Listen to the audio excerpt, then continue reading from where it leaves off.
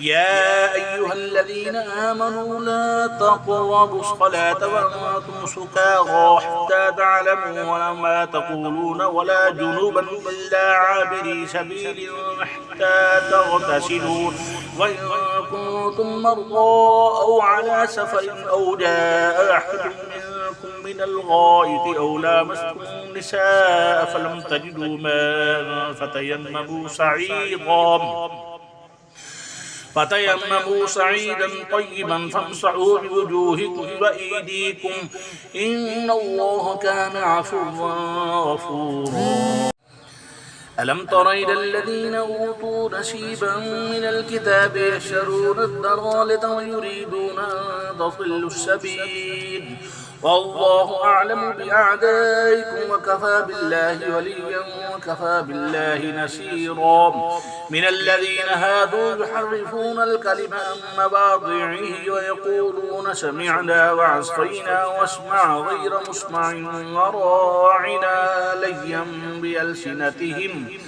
ليا بألسنتهم لطعنا في الدين ولو أنهم قالوا سمعنا وأطعنا واسمع فانظرنا لكان خيرا لهم وأقوم ولكن لعنهم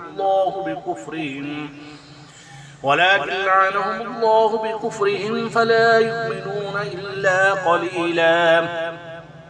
يا أيها الذين أوتوا الكتاب آمنوا بما نزلنا مصدقا لما معكم من قبل أن نطمس وجوها فنردها على أدبارها أو نلعنهم كما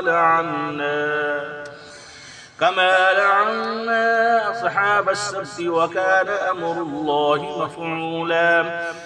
إن الله لا يغفر أن يشرك به ويغفر ما دون ذلك لمن يشاء ومن يشرك بالله فقد افترى إثما عظيما. ألم تر إلى الذين يزكون أنفسهم بل الله يزكي من يشاء ولا يظلمون فتيلا. انظر كيف يفترون على الله الكذب وكفى به إثما مبينا. ألم تر إلى الذين أوتوا نصيبا من الكتاب يؤمنون بالجبت والطاغوت ويقولون للذين كفروا هؤلاء يهدى من الذين آمنوا سبيلا. أولئك الذين لعنهم الله ومن يلعن الله فلن تجد له نصيرا. أم لهم نصيب من الملك فإذا لا يؤتون الناس نصيرا. أم يحسدون الناس على ما آتاهم الله من فضله فقد آتينا آل إبراهيم الكتاب والحكمة وآتيناهم ملكا عظيما. ومنهم من آمن به ومنهم من صد عنه وكفى بجهنم سعيرا.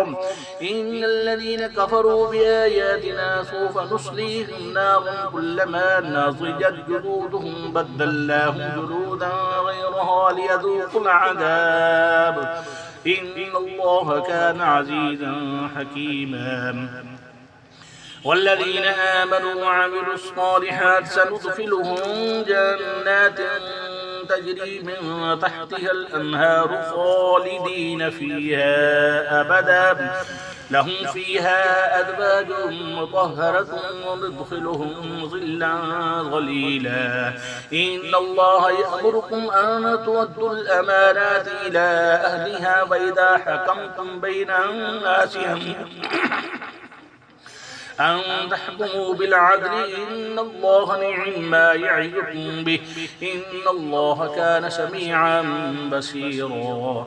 يا أيها الذين آمنوا أطيعوا الله وأطيعوا الرسول وأولي الأمر منكم فإن تنازعتم في شيء فردوه إلى الله والرسول إن كنتم تؤمنون بالله واليوم الآخر ذلك خير وأحسن تأويلا. ألم تر إلى الذين يزعمون أنهم آمنوا بما أنزل إليك وما أنزل من قبلك يريدون أن يتحاكموا إلى الطاغوت وقد أمروا أن يكفروا به ويريد الشيطان أن يضلهم ضلالا بعيدا وإذا قيل لهم تعالوا إلى ما أنزل الله وإلى الرسول رأيت المنافقين يصدون عنك صدودا فكيف إذا أصابتهم مصيبة بما قدمت أيديهم ثم جاءوك يحلفون بالله إن أردنا إلا إحسانا وتوفيقا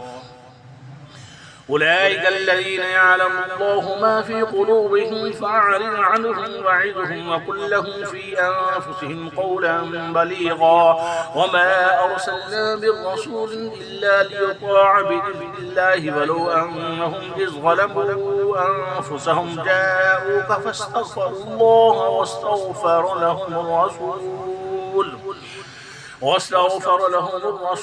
لوجدوا الله توابا رحيما فلا وربك لا يؤمنون حتى يحكموك فيما شجر بينهم ثم لا يجدوا في أنفسهم حرجا مما قضيت ويسلموا تسليما ولو أنا كتبنا عليهم أن اقتلوا أنفسكم أو اخرجوا من دياركم ما فعلوه إلا قليل منهم ولو أنهم فعلوا ما يوعدون به لكان خيرا لهم وأشد تثبيتا وإذا لآتيناهم من لدنا أجرا عظيما ولهديناهم صراطا مستقيما ومن يطع الله والرسول فأولئك مع الذين أنعم الله عليهم من النبيين والصديقين والشهداء والصالحين